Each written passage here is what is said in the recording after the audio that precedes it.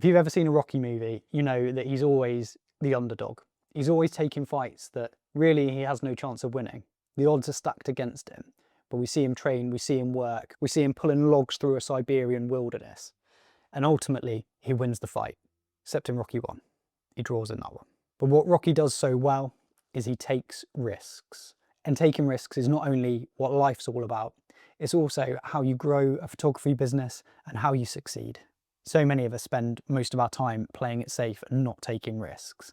The reason I know that is because I was that person. I was doing all the things that technically made me a photographer, but I wasn't taking the risks and the big jumps that meant my photography career would be something that I could be proud of and that gets me out of bed every morning excited to go to work. It wasn't until 2018 when I decided I was going to make something real happen. I picked up the keys to this studio, I put all of my other freelance work on hold, and I went all in on doing the thing I wanted to do, which was opening a portrait studio. That was risk number one.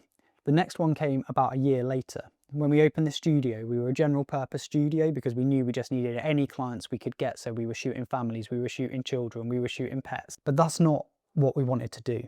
I wanted to become a boudoir photographer. And not only a boudoir photographer, I wanted to become the best boudoir photographer I could be, providing the best service I could to my clients. So about a year in, we decided to sack off all of our family, pets and children shoots. We stopped doing everything except for boudoir photography. We were turning away a lot of clients, and we were still getting previous clients contacting us to book family portrait shoots. And we were telling them no. That risk and that change absolutely transformed our business. Now, the truth about risk is always going to feel scary. There's always a chance of failure. But the thing in business is, every time you fail, you learn something. Now, obviously, not all risks are worth taking. That kind of goes without saying. I'm not suggesting you become reckless, but let's think about some risks that are worth taking. One is sharing your work publicly. A lot of photographers are very afraid to share their work because they're afraid of criticism. We all hide and insulate ourselves from any chance of rejection. But if you don't put your work out there and you're not sharing the best of what you can achieve, how can you ever hope to attract clients that want to work with you and want beautiful pictures like the ones you take? Charging properly. One of the scariest things in business is setting a price, because you're assigning a value to yourself and what you do. So if setting a price is scary, putting your price up can be even scarier. When you put your prices up, you will lose some people.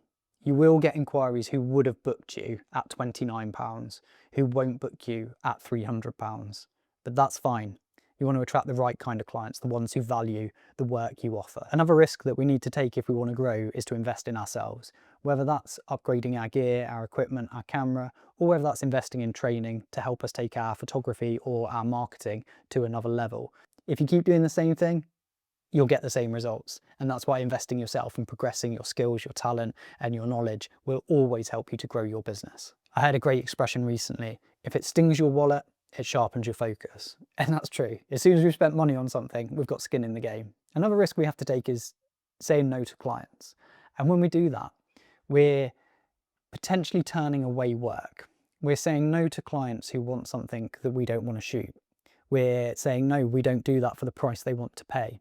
Again, this ties back to turning away the wrong kind of clients and making sure we're working with people who value what we do. It's also all about setting the boundaries and establishing who you are, what your brand is about, and people knowing what they will get from you. Something I get asked a lot by young people is, should I go to university to study photography? And honestly, I always tell them no. The thing is, going to university can be great. I'm not discouraging people from going to university in general, but if your ultimate goal is to become a portrait photographer or a boudoir photographer, whatever your niche is, if you already know what you want to do, let's say your goal is to open a photography studio, then there's no point in spending 3 years at university paying thousands and thousands of pounds when you're going to spend a good chunk of that time writing essays and doing some fashion photography and then taking a picture of a vase of flowers on a table and whatever other bullshit they're going to get you doing that is not applicable to what you want to do. If you want to be a portrait photographer, start taking portraits. You could spend 3 years building the most incredible portfolio by doing portfolio building photo shoots, learning everything you can. And it would cost you a fraction of the amount of money it would cost you to go to university. And at the end of those 3 years, if you turned up here and said, I'd like a job, I'm much more inclined to employ someone who has spent 3 years building an incredible portfolio, shown that they can work with clients and that they are the sort of person you can trust to put in front of someone who knows how to direct people, than someone who's come out of it with a bit of paper saying that they know how to do a load of random stuff related to photography. So if you want to go to uni, I'm not saying don't do it, but if you know what you want to do, I'm pretty sure you can invest that time and money in far better ways. Now that sounds like risky advice. I imagine some of you watching this might have teenage children and you're thinking, oh my God, what is this guy saying? I want my child to go to uni. How risky is it? The risk of going to uni, getting a photography degree, and then not using it is tens of thousands of pounds and 3 years of experience wasted. That sounds riskier to me than spending 3 years pursuing your passion, building a portfolio, and potentially actually being employable at the end of it, or having a chance to make something for yourself. So we've talked a lot about the risk, we've talked a bit about the downside of risk, but what about the rewards? Because everything is a risk versus reward scale, and we need to decide what risk we're willing to take and whether the reward are worth it. So the tangible rewards that we want as photography business owners, because that's what we are. We're not just photographers, we are business owners who work in photography. We want more clients who value what we do. We want clients who will spend money with us, because if clients aren't spending money with us, we're broke and we can't carry on doing this. We can't reinvest and up the level of service and improve our equipment and invest in ourselves if we're not getting paid to do the work. We want a consistent income so that we're not fretting about paying our rent or our mortgage every month. We want the freedom to choose who we work with. This is so important. I think it's hard to state how important this is. If in your business you are spending all your time working with clients who are just a massive headache, you are going to burn out really fast and you're not going to want to be a photographer anymore.